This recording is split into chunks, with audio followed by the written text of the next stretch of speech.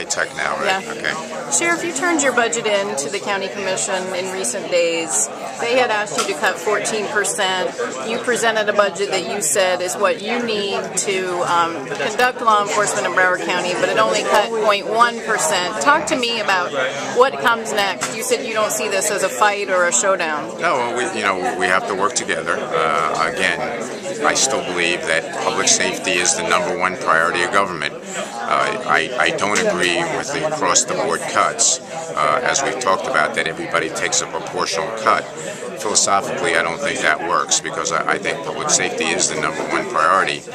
So even what we've done so far, 124 layoffs, but not only that, we're closing a tower in the jail. Right. We're closing a satellite booking facility. We're eliminating the juvenile assessment center. We're cutting 3 scientists out of the crime lab. Those are major, major things that are going to affect how we operate.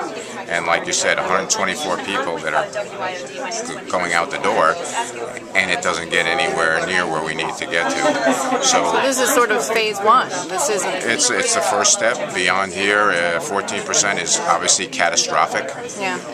We're to the point where I don't think we'd be able to function, because if we laid off 100 people, 124 people, and got to a 1%, 14% is hypothetically 1,400 people. Right. If you do the math.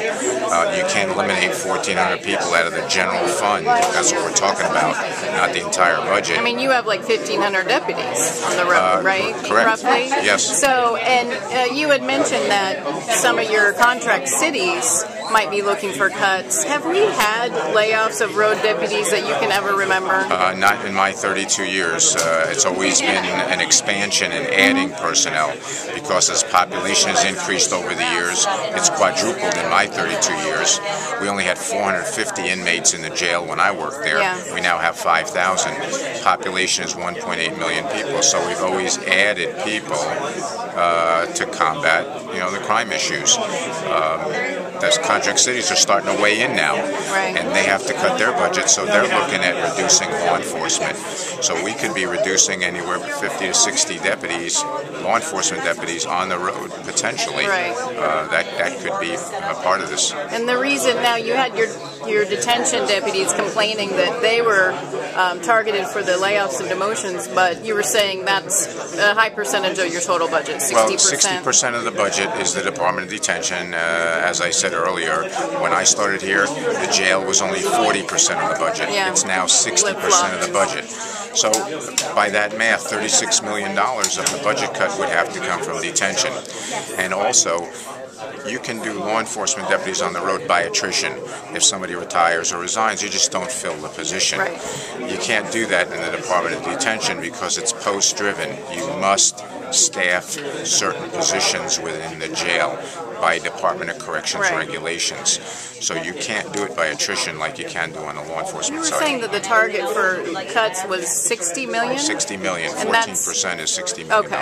Okay. So, but you don't have a scenario. You haven't presented any draft that actually cuts that much, have you? We looked at certain scenarios at 5, 10, and 15%. Cuts, and again, it would be catastrophic. And you have to think, even though on the law enforcement side, we laid off 3 scientists out of the crime lab, deputies haven't been laid off, but there's 42 less deputy positions that we just haven't filled, because that we would have filled. So at the end of this exercise, there are going to be 42 less law enforcement deputies on the streets of Broward County doing everything that we, like pill mill investigations, organized crime, drugs, bomb squad, mounted patrol, marine patrol. That's particularly relevant today. We're talking about this oil spill. Well, we've continually, every single year, reduced our marine patrol forces, and they would be the ones that would be called on to deal with something like this. But yet, we've cut in half the last 2 years. So it would be your hope that they would spread the share of the cuts so that public safety is spared? I think so, and when I talk to the public, they feel the same way, that their safety is the most important thing. That if they're not safe, nothing else matters. And so again, the philosophy of proportionate cuts, where everybody takes the same cut, that assumes that every service government provides is the same. Right. And I don't feel it is, and I think the public doesn't feel it is either.